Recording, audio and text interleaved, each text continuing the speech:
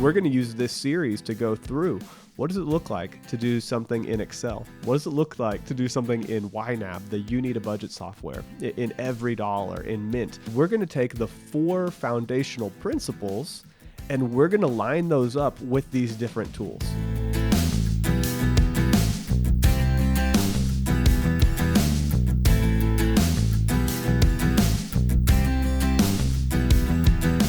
Welcome to Getting Money Right, a show dedicated to helping you achieve financial freedom through education and inspiration, so you can be free to pursue your true life's purpose. We are your hosts, Leo Sabo and David Thompson, and on this episode of Getting Money Right, we're going to revisit the 4 foundational principles of a budget, but with the purpose of taking us through the Excel spreadsheet that we've developed, your yearly budget, and helping you to see how that budget actually will help you to manage your money well. That's right. In episode 120, we talked about the 4 foundational principles of a budget, and we talk about the 6 steps of how to build a budget. So if you haven't built your budget yet, go back and listen to episode 120 and just follow those 6 steps. It takes time, it takes energy, but those 6 steps will allow you to actually build your budget. And I recommend when you're creating that plan, you go to leosabo.com, you download the Create a Budget Excel sheet and you build your budget. Today, we're going to be talking about the budget tools that you use long term. Right. So there's a phase where you build a budget, and then there's a phase where you actually manage the budget. Right. So to build a budget, I'm always going to say go to our Build a Budget tool. But now we're going to be looking at a bunch of different actual budgeting tools, how people use to ongoingly manage their budget. We're going to use this series to go through what does it look like to do something in Excel? What does it look like to do something in YNAB, the You Need a Budget software, in Every Dollar, in Mint? We're going to look at some of the top apps and softwares that are out there. Right.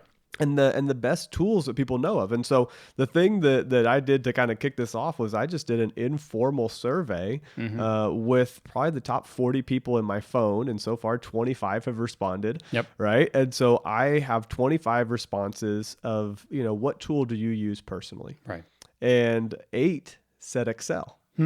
4 said Every Dollar. Wow, so Excel is twice as much as the second one. Twice as much as the second one. And it's 1/3 of the overall responses, pretty much. Yeah. Okay. Mint with 3. 3 people said paper, 2 people said YNAB, and 1 person said it's just all in my head. Which I actually think there's probably even more people out there like that. Yeah. But these are the responses that we've gotten so far. And every week as we do this series, I'm going to gather more responses and we're going to see what people are doing their budget in.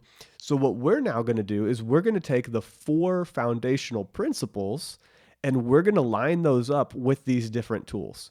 And we're going to say, do these 4 foundational principles, are they happening inside of your Excel sheet? Right, exactly. Are they happening inside of YNAB? Are they happening inside of Mint? And at the end of this, I think that we're going to be able to say, hey, this is a tool that we highly recommend, or this is a tool that we probably would say it's not worth your time unless they make some adjustments to their software. We love everybody that's out there creating budgeting tools and out there encouraging people to budget. So we're not going to disparage or be negative heavily towards anyone at all.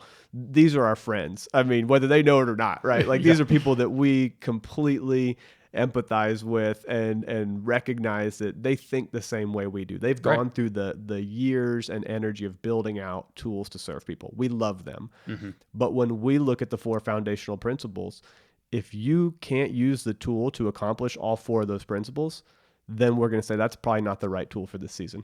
The other thing that I've noticed as I've looked at different apps over time and as I've coached other people in what to use is that I have these 4 principles in mind that I know need to be part of the process. And the reason they are is because without these in place, there are certain things that are going to be very difficult for you to do. Either you're not going to excel as much as you should be in how you manage your money well. There'll be some overspending going on that's not going to be curbed or not going to allow you to grow in that.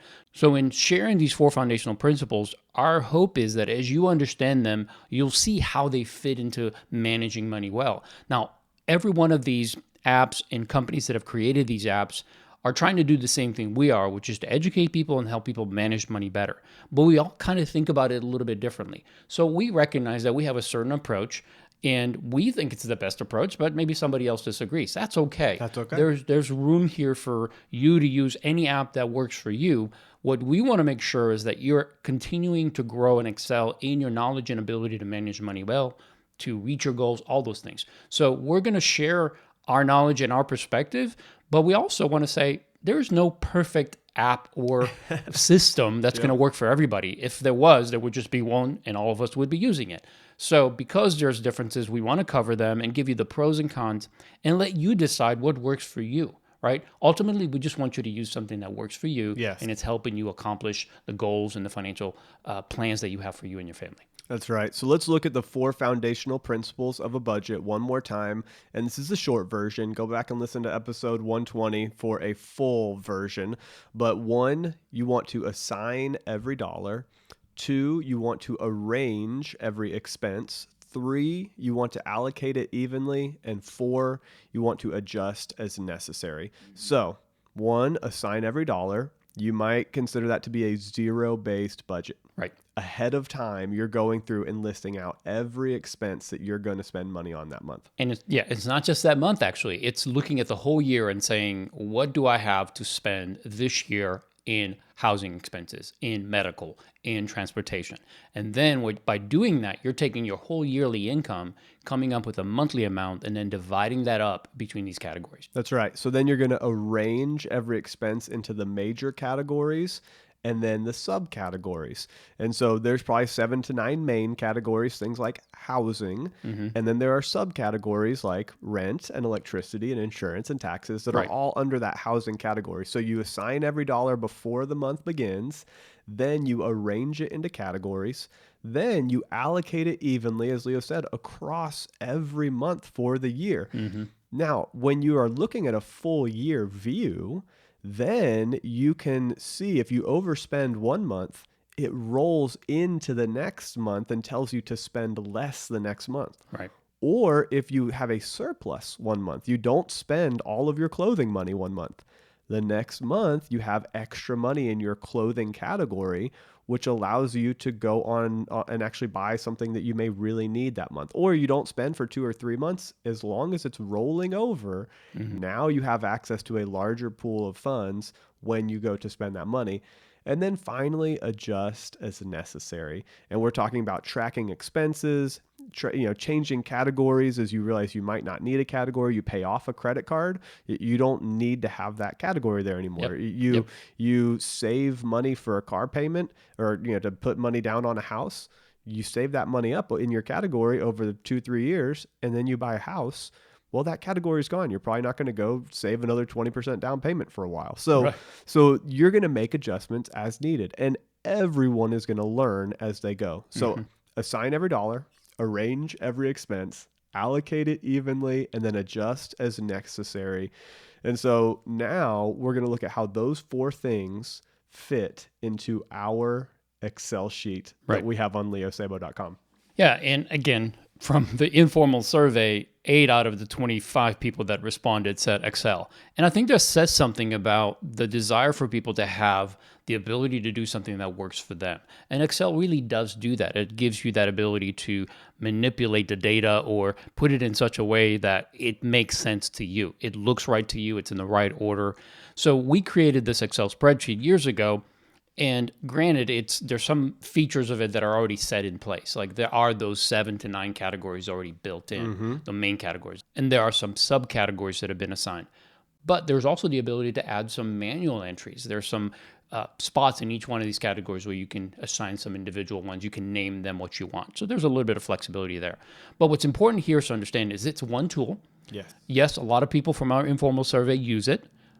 But it's just one way to do it. So today we want to cover it so that if it is something you want to do, you should know the positives, right? The pros and the cons, because not everything's perfect. Again, everybody likes it slightly different. So let's look at what's good about this sheet and what potentially might say to you, well, this is a little too much work for me, because Excel is a lot more manual intensive labor going on. So let's look at these features. That's right. We're going to do probably the top 4 tools that are out there based on our informal survey. Yep. And currently the number 1 tool being used is Excel. So we're going to start there, but we're looking at EveryDollar, Mint, and YNAB coming in second, third, and fourth. So those are probably going to be the tools, but we're going to wait on this informal survey and see who else responds. Maybe another tool shows up and surpasses all of them, and we're going to do an episode on that. So, hey, let me just say something. If you guys know of a tool that we're not talking about, or that you think is accomplishing these 4 things, these foundational principles, we would love to hear about it. We will do the research, we'll test it, we'll do whatever necessary, because there are always people asking us, what do you use? What's the best thing? And again, everybody has slightly different needs, but if you guys know of some tools that accomplish these things, now if they're far off and it's just a tool that allows you to pull all of your information, including investments and everything else, so it's got a lot of cool features, but it doesn't do these 4 things well, then great, but we're probably not going to be interested. But if you guys do know of some apps and some software out there that we should consider, please let us know. Now, as you're listening to this, if you're near a computer, and since we're talking about our Excel sheet, we absolutely recommend you go over to leosabo.com and you download the yearly budget spreadsheet so that you can follow along and see how these features that we're going to talk about help you to manage your budget based on the 4 foundational principles. Yes. Now, we're also going to communicate this in a way that if you don't have it directly in front of you, you'll still be able to follow along. Sure. But it is helpful to be able to get a visual for what we're talking about. So first and foremost, just so you know, our Excel sheet system that we have on leosabo.com is broken into 3 phases. And this is a part of the 6 steps to building a budget. One of those steps is actually pre-tracking everything you spend. So that's phase 1. We're not talking about phase 1 today. The next phase is actually creating your budget, and there's a tool to create your budget. We're not talking about creating your budget today. We're talking about your actual budget tool that you use ongoing, moving forward to track and ebb and flow your budget. And so we're talking about the actual yearly budget tool, and that's the one you're going to want to look at. Yep. Now, let's look at it in the lens of those 4 foundational principles. Assign every dollar, arrange every expense, allocate it evenly, and adjust as necessary. Yeah, so let's start with assign every dollar. In the spreadsheet, you're able to assign every dollar based on your yearly income. So one of the benefits of the spreadsheet is that it actually shows you every column for every month of the year. So when you, depending on how big your screen is, I guess, you can actually look at the whole thing. And I like that because it allows you to see if I put in, let's say, $100 toward eating out every month, it automatically plugs that in for the complete rest of the year. So assigning every dollar is not just assigning it this month, it's assigning it this month, but it also multiplies it. For each month, it looks the same, which is really important because if my income stays the same, then it should be that way. Now, somebody's going to say, well, wait, what if my income is not the same? Well, something that we recommend for anyone that's budgeting with an irregular income is that you still create a regular budget. And by that, I mean, you have to decide, what do I need to live on? And what is the minimum amount of money that I'm going to make every month? So then you set your budget, let's say at $5,000 per month, but next month you make $8,000. Well, that extra $3,000 is going to go into a separate future income account so that the months you make less than $5,000, then you could draw from that account. So it still applies the same way. We don't want you to think, well, I have a regular income, I can't budget. No, this allows you to do it. It's just, when do you allocate the money? Again, $5,000 a month, each category set up, assigning every dollar to every category allows you to see the whole plan and make a plan for the full year. That's what's called the yearly budget. That's right. And so does it allow you to assign every dollar? Absolutely, yes. And at the very top of the tool, you put in how much you're going to bring in that month. Yes. And then you put your budget in, what you're actually planning to spend. And as you enter what you're planning to spend, it takes that big dollar number. Let's say it's 5,000 at the top. As you allocate 500 towards giving, then it shows, okay, you have 4,500 left to allocate. Right. And then as you add $500 for groceries, okay, now you have 4,000 left to allocate. It shows you that you are going towards a zero-based budget. And once you've allocated all of that money, it'll say 0. and that's a win. That is assigning every dollar. So does our Excel sheet allow you to assign every dollar? Check. Ding, ding, ding. Yes. It does. Okay. What about arranging every expense? Yeah. So with arranging every expense, again, we're talking about the categories. This spreadsheet has been created to include all the major categories such as housing, food, giving, transportation, personal expenses, medical expenses, those kind of things. So yes, you have the ability to create these categories. They are set up in a certain way, so you're not going to be able to move them around unless you're an Excel genius. And if you are, then go for it. But they are set up in a way that makes sense. We think that the way they're set up will make sense for most people. And there is some manual adjustments. You can create subcategories for each category. We've given you to create your own subcategory slot so you can actually put in something that's very specific to that category that you want to spend in. And then again, you would allocate money toward that. So yes, it does give you the ability to arrange every expense based on the categories, and every month they will be the same. That's right. And there's flexibility because you can create your own on some. And so that's really great. It does arrange every expense. Again, ding, ding, ding. It does it. Yep. So now let's look at allocating it evenly. So what does it mean to allocate in this budget tool? So allocating means that you're taking, again, what we said earlier, if your income is the same every month, and you should still create a budget as if it is, then every dollar that you have assigned and have arranged should be allocated every single month. And it should be the same.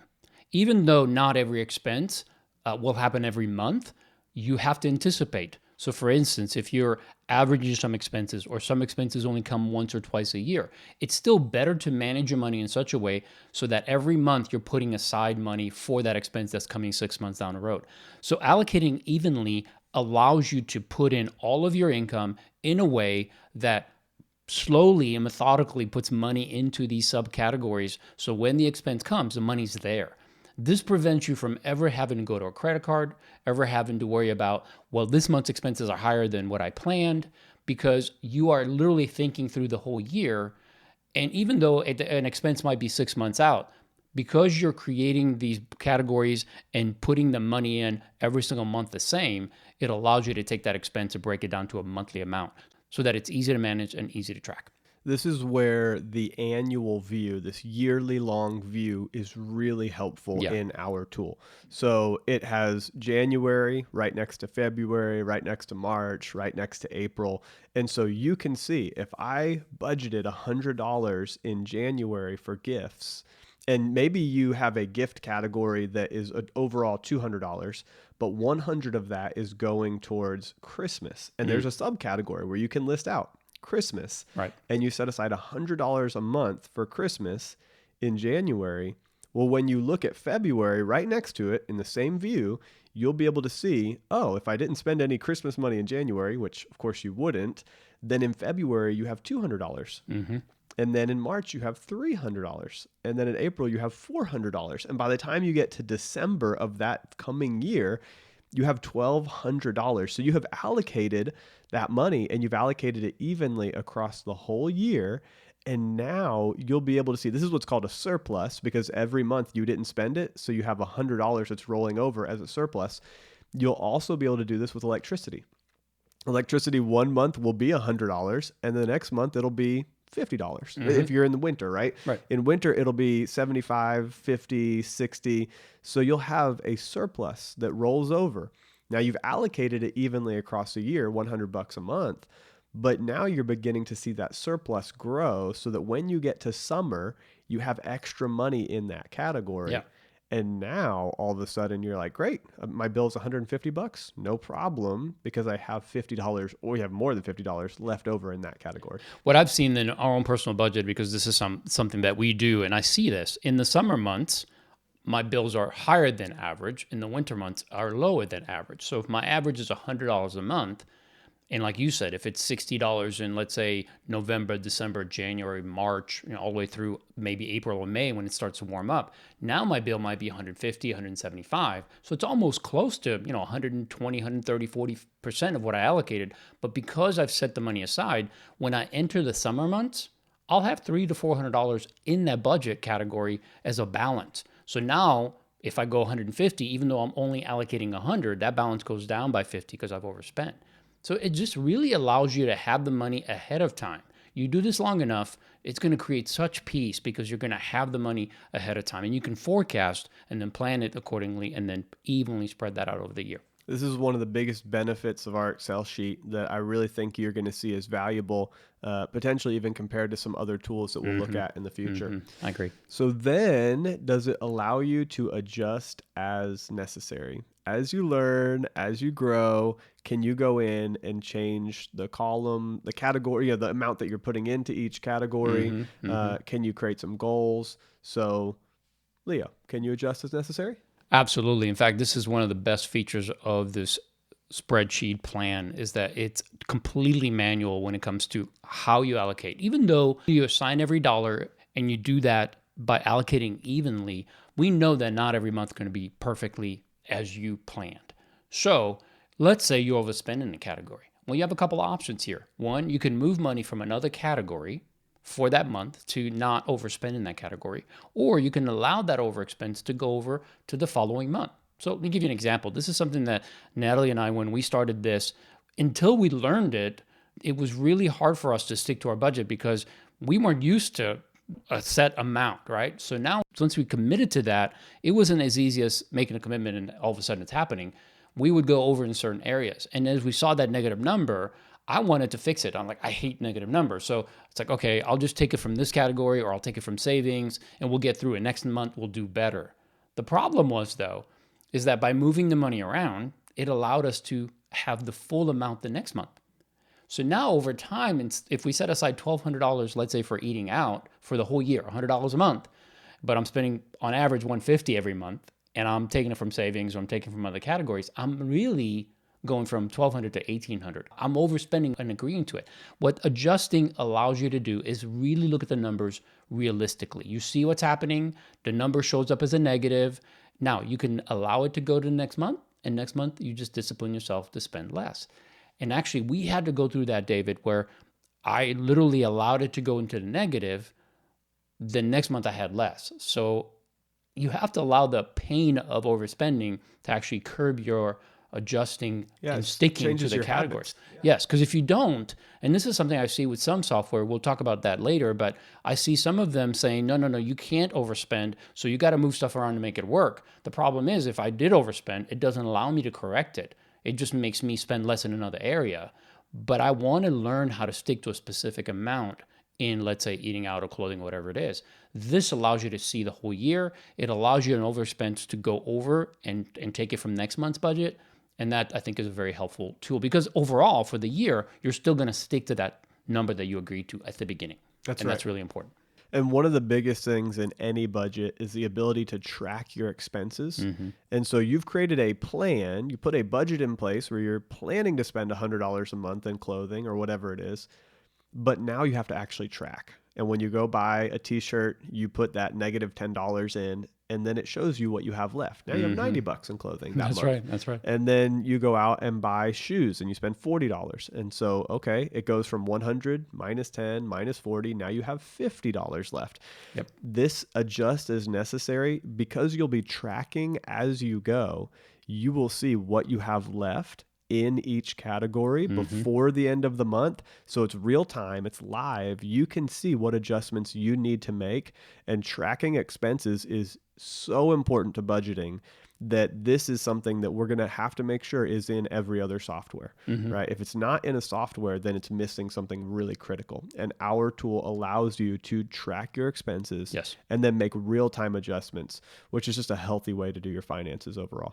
Yep. So now we know that it fits all four of the principles. We know that you can use this tool and know that you're fulfilling all four principles of a budget. But let's look at some of the positives and some of the negatives of this particular tool. And we're going to do this with every tool. But there are a few things about this tool that are going to make it something that somebody might not want to use. Right. And that is okay. Sure. Because we want you to use what you will love and what you will continue to use. So let's look first at the positives.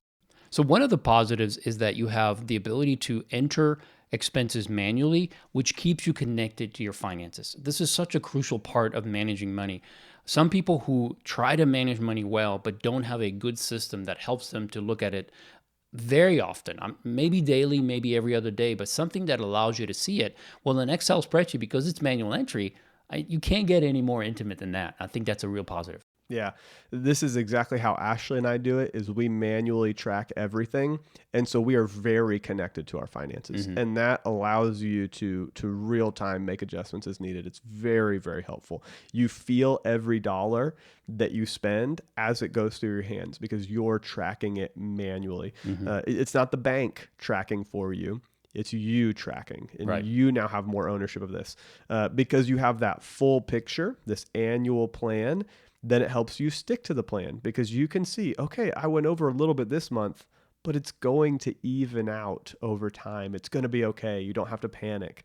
It gives you more control because this is your tool. You can make edits. It's almost fully customizable. You can go in and make edits. Now, I will say, there are some formulas in this, and this goes over to the negatives in a second. There are some formulas that you don't want to mess up. So we'll get to that in a second. The surpluses and the deficits, they roll over month to month. That's a huge plus. And then goals are easy to set up and manage through this budget because you create your own category. So if you have a goal to replace your car or buy a new car in 2 years, then you just put $100 a month into a new car category. And that $100 a month becomes $1,200 at the end of the year, $2,400 at the end of the next year, $3,600 at the end of the next year.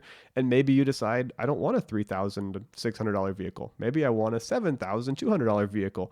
Then you put $200 a month, but you can set that goal early and then you can easily move towards that goal in your expense categories. Yeah, I love that feature, especially because I can see the goal all the way through the end of the year. So it allows me to set that goal and manage that goal because every single month I can see that growing. And that's really important to me. I want to make sure that I'm setting up some goals, whether it's saving goals or other types of goals, and that I can manage that through my budget. I don't want it to be something separate.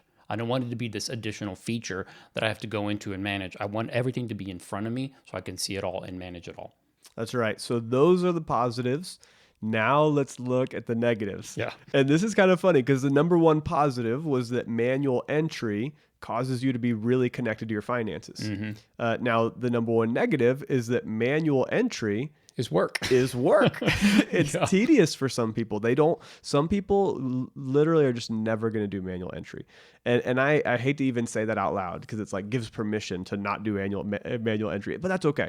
I do want to give permission to that. There are people that are going to want an Excel sheet, or not an Excel sheet, but a tool that connects to their bank, downloads their transactions in real time, and enters them into the budget for them. And that is not a bad thing. No. That is actually a deal breaker for many people. If they can't have it automatically downloaded in, then they'll never look at their budget. And I would rather you be looking at your budget off of automatic transactions than you not look at the budget because it's too tedious to manually enter. You have to be realistic with what you are willing or not willing to do. Don't force yourself to do something. Yes, there are benefits. Like we said, number one reason to do it manually is that it keeps you connected, but also be realistic. If you don't think you're going to do that ongoing, then don't start it that way. Find a way that gives you the information so that you could at least slowly begin to change the way you're managing, have more control, have more knowledge, have more ability to stick to it, rather than saying, well, David and Leo said to do it this way, so I guess I'll just buckle down and do it. No, because if you're not going to do it long term, then it's a waste of your time. And more than anything, you might even be frustrated and say, this might work for everybody else, but it doesn't work for me. And that is not true. I've heard that before, and I cringe when I hear it because I say, look, you're smart enough to do this. You just need to find the tool that's going to allow you to do it in a way that gives you the ability to be disciplined enough and also have the information accurate enough to help you make those decisions. So there is the right tool for you, but manual entry is one of those things that some people won't want to do. Excel spreadsheet, it's a must. Right. When I look at the spectrum, if I'm going to fall off a log to the left or to the right, when it comes to manual entry, my wife and I do manual entry. We literally get our physical receipts and we write them down together, and it causes us to be connected. Now, just because I lean that way doesn't mean it's wrong if you lean the other way. No. I love you. I encourage you to do the budget that'll work for you. And I will say, when Leo and I do workshops to help people build budgets, and when we walk somebody through the budget, we'll train them on this tool because it's free and it forces them to manually enter for a season and learn how it works. But then over time, we'll offer multiple tools to help transition them to something that does it automatically. So we are not opposed to automatic transactions. Actually, we love the idea of it. It's very cool that it's out there. Now, another negative to this tool is that it's not tied directly to your bank account. And so you can't look at the Excel sheet and see what's in your bank at the same time. Now, the good thing about that is that you're actually going to be living off of the budget tool, not off of what's in your bank. Good point. Because you may have $2,000 or $3,000 in your bank over the course of saving money, in each of these categories. You have some money saved for clothing, you have some money saved for car repairs, you have some money saved for Christmas, and now all of a sudden your bank account has a couple $1,000s in it. And you're like, oh, I can spend money. I can buy whatever I want. It's like, no. You shouldn't even be looking at your bank account per se. Right. You should be looking at the budget to see, okay, that money is set aside already.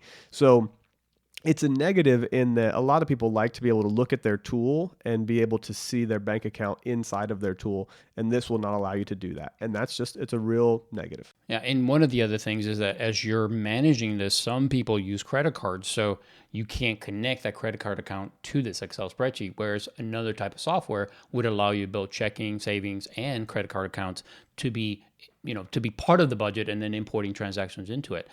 There's a little bit, again, manual labor going on here. If you choose to use this Excel spreadsheet or an Excel spreadsheet, what you'll need to do is still manage your checking account the way you normally do. And when you update your budget, the balance of that account, because when you look at the spreadsheet, it does have a balance, an overall balance current, up to date. Whenever you update your budget, you can look at the top, it'll say net income versus expenses. It'll give you that balance. Well, I know that when I was using the spreadsheet for many, many years, every single time I updated my budget, I would look at the balance in my checking account and see if it's the same as it is in my budget. Now, there's no balance tracking in the actual register, but you could still marry that information. It just takes a little bit of manual labor to do so. Right. But it's there. The information's there, easy to learn, easy to apply. It should not be a reason you shouldn't do Excel spreadsheet, but just know that it's not automatic. And if you are using the credit card, you'll have to deduct that negative balance, right? Because you're borrowing money on the credit card and you'll have to pay it more than likely with a checking account. So if you have, let's say, a $500 negative balance in your credit card because you spent on your credit card, but it's still budgeted items, right? You still tracked it. You're only spending in your on what budget. you budgeted, right? Right. You still track it in your budget, but you'll have to deduct that from your checking account balance in order to get to the actual budget balance. Yep. So a little bit of manual labor there. It takes a little time to learn it. But if you are an Excel kind of person, this is an easy thing for you to adjust to. Yes, and you have all the control. So another negative here is that there isn't any hand holding as you go. Right. Now, what I mean by that is that we have a great video that will help you learn how to use the tool. In fact, I actually just talked to somebody this week that has gone through and created the video in Spanish. If you want to do a Spanish version, and they've turned our tool into a Spanish version of the tool, and I love it. It looks great. Yep. So we have the education side of how the tool works, but Leo and I are not sitting next to you ready to help you if you don't understand something in the moment. So you're going to have to learn as you go. And the nice thing about a lot of these softwares and tools online is that there's a help button and there's video tutorials for every little thing. And Leo forums. And forums and people to ask. And that's just not where Leo and I spend our time. And so this is going to be a little bit of a learning curve for you. And that is a negative to this tool. And finally, our Excel sheet is editable. You can make edits, but if you're not careful, if you don't understand Excel, you could accidentally delete a formula that's in the Excel sheet and cause it to mess up some other numbers. So a negative is that you have to be very aware and cautious of how the tool works if you're going to make your own edits. Now, there are some categories that are easily editable where you can't mess anything up. But if you want to unprotect that Excel sheet. And if you know about Excel, you know what I mean. If you want to make it where you can edit anything, the colors, the size of the columns, you just have to be aware that you could accidentally delete something and it could mess something up. So that is a negative. And so we just want you to realize there are positives and negatives to every tool. And we built this tool to have a free option out there for you to first build your budget and then learn how to live on your budget. In the next couple episodes, we're going to look at some other tools that you could potentially graduate to as well. Yeah. So last, we just want to mention that there are people out there that kind of gravitate toward Excel spreadsheets. And the one we created, we think is really good for that.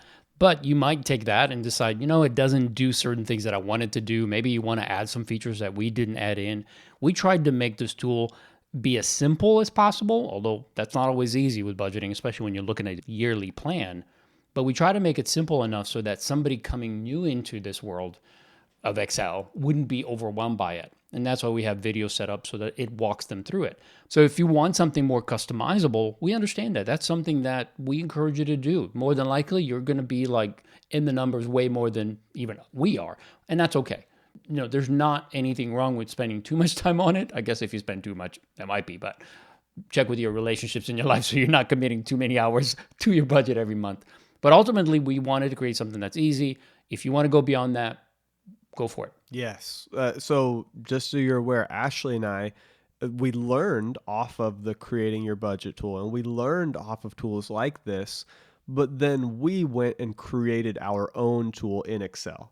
And so I'm not actively using this tool that we give away today because I have gone and made extra edits and tweaks and minor little things that really personalize it. Right. That's the benefit of Excel, is that you can save it. You have history for years and years. You can look back at what you've done in the past. You can see it grow over time as you add in new tracking features, new savings goals, and new different things. You can say, hey, I changed the colors this year, made it more user-friendly. Yeah. You have control, and that is one of the great benefits of Excel, which I believe is why when we did our informal survey of 25 people so far, 8 said, hey, we're using Excel because they got to build it, they can edit it, they own it. Well, I hope that you've enjoyed this episode, and I just want to thank you for joining us. If you did enjoy it, please rate and review, and then subscribe on iTunes or on your Android device so that it's easier for more people to find and benefit from the show. You can also go onto social media. You can find Leo Sabo or David Thompson and follow us on social media. Come connect with us. Come comment on our posts. We're gonna put up some actually really nice visuals that help with the 4 fundamentals of the 4 principles of what it looks like to have a budget in place and really lay that out visually. We're gonna put the 6 steps into a visual. So we're gonna give you additional tools through our social media platforms. Check us out there. Add comments. We'll probably do this informal survey. We'll actually probably expand it through our social media as well. You can also go over to stewardshippastors.com. That's my website where I help other pastors and spiritual leaders to train their congregation, their people in budgeting, debt reduction, and what it means to follow a biblical plan for their finances. I've got a book on there that's coming out soon called Jesus on Money. And Jesus had so much to say about finances and treasure and your personal management of the things that have been entrusted to you by God. And so there are, I personally found about 800 verses that I went through and have categorized and sorted. And that book is going to be a great resource if you come from a Christian worldview and a Christian perspective to managing your finances.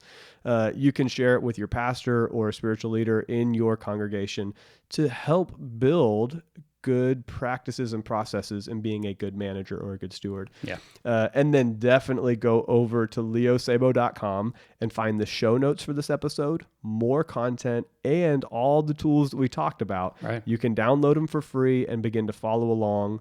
And then finally, we look forward to having you join us next time so that together we can keep getting money right.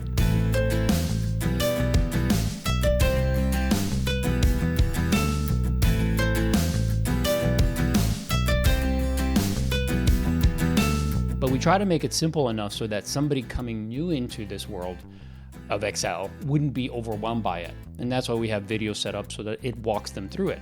So if you want something more customizable, we understand that. That's something that we encourage you to do.